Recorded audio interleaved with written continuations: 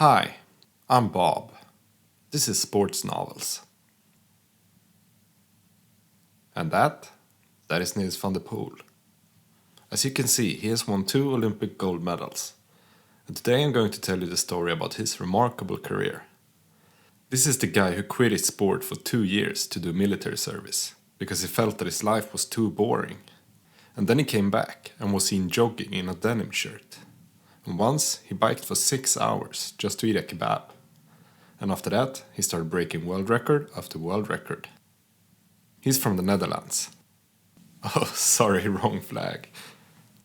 No, wait, he's not from the Netherlands. He's actually from Sweden. Okay, enough with the flag jokes before I offend everybody. He's Swedish, but with Dutch heritage. His grandfather is from the Netherlands, hence why he got the Dutch-sounding surname. And why do I tell you all of this, you might ask? Well, you see, Nils van der Poel is a speed skater.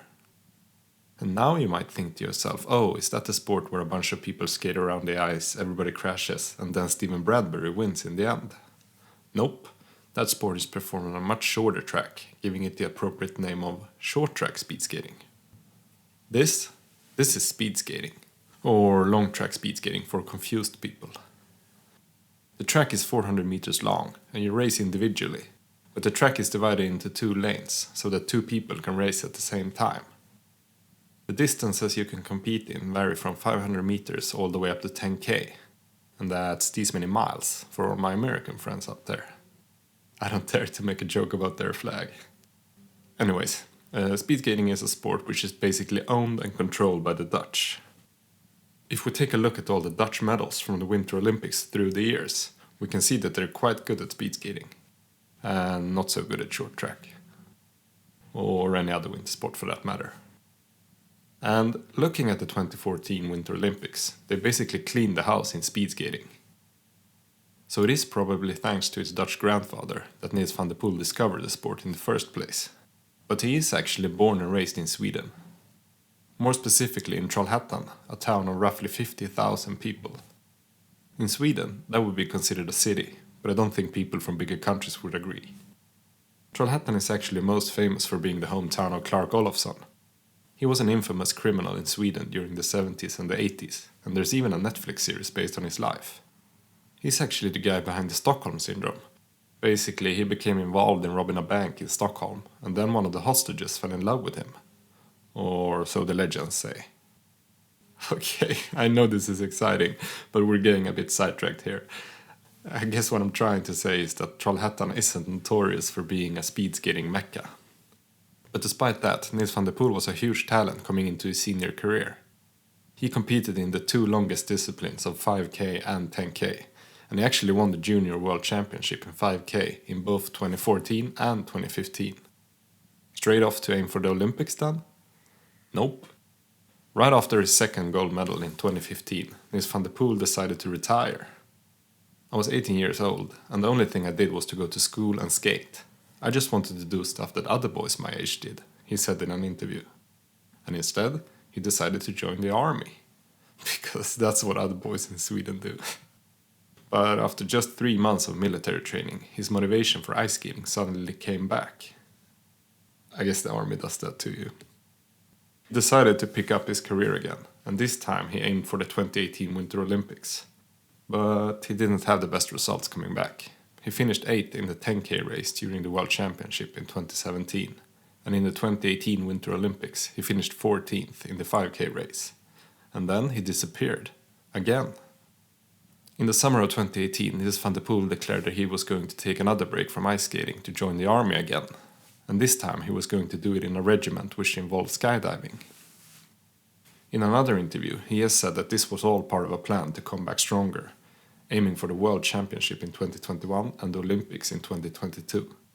It was partly stupid, and a plan that raised a lot of eyebrows, but for me it felt thought through and wise, he said. And his decision to leave ice skating again seemed to work like a charm. In December of 2020, in his first competition in over 2 years, he recorded the 7th fastest time ever. And from there, his career skyrocketed. First off, he won gold in both 5k and 10k during the World Championship in 2021, becoming the first Swedish world champion in almost 50 years. At the same time, he beat the 10K world record, and in another competition later that year, he also broke the 5K world record. This means that, going into the 2022 Winter Olympics, Nils van der Poel was both world champion and the world record holder in both his disciplines. It's fair to say that the expectations were enormous. And in the Olympics, the first distance was 5K. Nils van der Poel started in the last pair and was the favorite to win gold. But you have to remember what I told you. This is a sport basically owned by the Dutch, and before it was time for Nils van der Poel, the Dutch skater Patrick Rost led the competition and had set a new Olympic record time. This was no easy feat for the Swedish phenomenon. With 3 laps to go, Nils van der Poel found himself back in 4th place, more than 2 seconds behind the leader Patrick Rost. Over the next 2 laps, he managed to decrease the distance, but with 1 lap remaining, he was still 1 second behind. But somehow, he managed to dig deep and find some sort of extra strength, because he skated the last lap in under 29 seconds to beat Patrick Rost by 47 hundredths of a second in a thrilling finish. And by that, his first Olympic gold medal was secured. And just 3 days later, he then won his second gold medal in the 10K race. This time, he also set a new world record, and once again he beat Patrick Rost in 2nd place, but this time by almost 14 seconds. And then, a few weeks after the Olympics, at the height of his career, Nils van der Poel once again announced his retirement.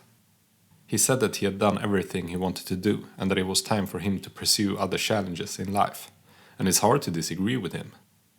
At that time, he was just about to turn 26 years old, and in the course of just a little over 1 year, he had won 2 World Championship gold medals, 2 Olympic golds, the all-round World Cup, and had also set several world records in both his disciplines. Now, some people might consider Nils van der Poel an odd character. His path to becoming an Olympic champion is not really your typical way of pursuing a career as a professional athlete. But there are also other characteristics that make him stand out. He once biked for 6 hours, 3 hours back and forth, just to eat a kebab. He also lived in a hut next to the airport for a while, to be able to skydive as much as possible, a hobby which he picked up while in the army.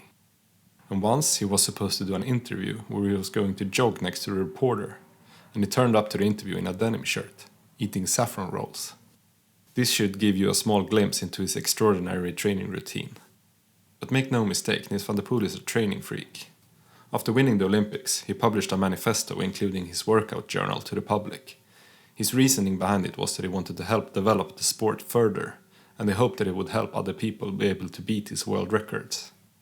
The document consisted of 62 pages and was downloaded more than 130,000 times in the first 12 hours.